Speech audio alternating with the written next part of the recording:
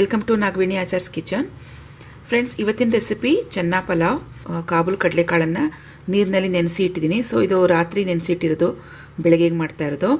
ಒಂದು ರಾತ್ರಿ ಫುಲ್ ನೆನೆಸಿಟ್ರೆ ನಮಗಿದು ಚೆನ್ನಾಗಿ ನೆನೆಯುತ್ತೆ. 150 ಗ್ರಾಮ್ ಅಷ್ಟಿದೆ.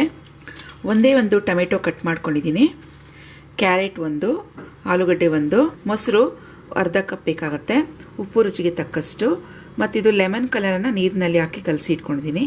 ಗರಂ ಮಸಾಲ 1 ಸ್ಪೂನ್, ಒಗ್ಗರಣೆಗೆ ಈರುಳ್ಳಿ ದೊಡ್ಡದು 1 ಸಾಕು, ಚಿಕ್ಕದಾದರೆ 2, ಸೋಂಪು 1 ಸ್ಪೂನ್, ಚಕ್ಕೆ ಒಂದು 5-6 ಪೀಸು, ಲವಂಗ 5ರಿಂದ 6, ಏಲಕ್ಕಿ 2, ಕಲ್ಲುವ ನೋಡಿ 1 ಪೀಸಷ್ಟು ತೊಗೊಂಡಿದ್ದೀನಿ, ಪಲಾವ್ ಎಲೆ 1, ತೆಂಗಿನಕಾಯಿ ನೋಡಿ ಒಂದು 1/4 ಭಾಗದಷ್ಟು ತೊಗೊಂಡಿದ್ದೀನಿ, ಹಸಿಮೆಣಸಿನ್ಕಾಯಿ ಖಾರಕ್ಕೆ ತಕ್ಕಂತೆ ತೊಗೊಳ್ಳಿ, ನಾನಿಲ್ಲಿ ಒಂದು 10ರಿಂದ 12 ಇಟ್ಕೊಂಡಿದ್ದೀನಿ, ಶುಂಠಿ 1 ಇಂಚು, ಬೆಳ್ಳುಳ್ಳಿ 1, ಒಗ್ಗರಣೆಗೆ ಎಣ್ಣೆ, ತುಪ್ಪ 2 ಟೇಬಲ್ ಸ್ಪೂನ್, ಸೋನಾ ಮಸೂರಿ ಅಕ್ಕಿ ತೊಗೊಂಡಿದ್ದೀನಿ 2 ಗ್ಲಾಸ್ ಅಷ್ಟು ತೊಗೊಂಡಿದ್ದೀನಿ.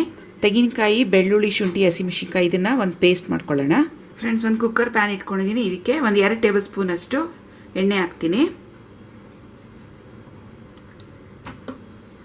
2 ಸ್ಪೂನ್ ಅಷ್ಟು ತುಪ್ಪ,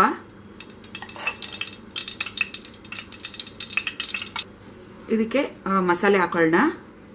ಚಕ್ಕೆ, ಲವಂಗ, ಏಲಕ್ಕಿ, ಪಲಾವ್ ಎಲೆ,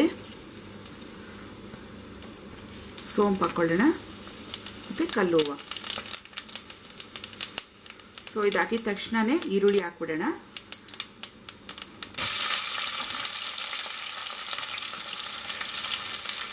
ಈರುಳ್ಳಿ ಸ್ವಲ್ಪ ಬೆಂದರೆ ಸಾಕು. ಕ್ಯಾರೆಟ್ ಹಾಕ್ತೀನಿ, ಆಲೂಗಡ್ಡೆ ಹಾಕ್ತೀನಿ, ಸ್ವಲ್ಪ 1 ನಿಮಿಷದವರೆಗೂ ಫ್ರೈ ಮಾಡ್ಕೊಳ್ಳಿ. ಇದಕ್ಕೆ ನೆನೆಸಿಟ್ಟಿರೋಂಥ ಕಾಬೂಲ್ ಕಡಲೆಕಾಳು ಹಾಕೊಳ್ಳೋಣ.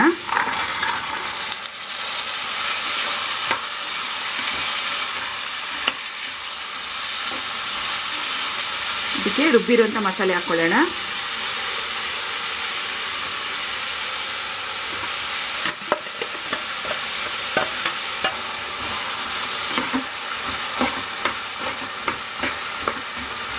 ಮಸಾಲೆ ಸ್ವಲ್ಪ ಬಾಡಿಸ್ಕೊಳ್ಳಿ.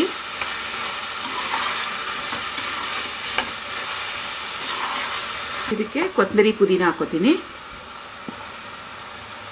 ಟೊಮೆಟೊ,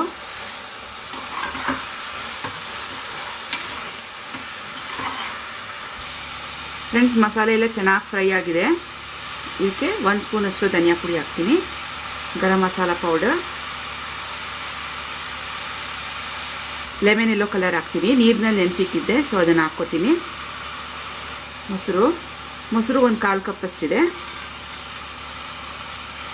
ಉಪ್ಪು ರುಚಿಗೆ ತಕ್ಕಷ್ಟು, ಒಂದ್ಸತಿ ಮಿಕ್ಸ್ ಮಾಡ್ಕೊಳ್ಳಿ.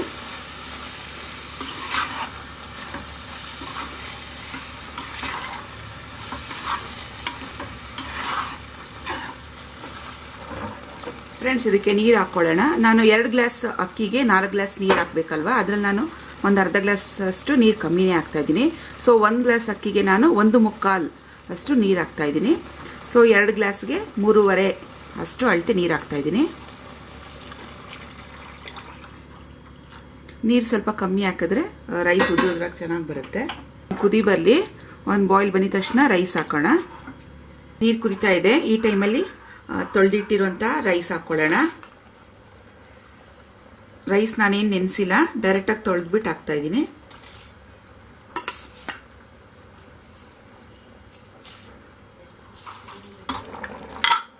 ಫ್ರೆಂಡ್ಸ್, ಈಗ ಕುಕ್ಕರ್ ಲಿಡ್ ಕವರ್ ಮಾಡ್ಕೊಳ್ಳೋಣ. ಇದು 1 ಸತಿ ಕೂಗಿದ್ರೆ ಸಾಕು. 1 ಸತಿ ಆದ ತಕ್ಷಣ ಸ್ಟವ್ ಆಫ್ ಮಾಡ್ಕೊಳ್ಳಿ.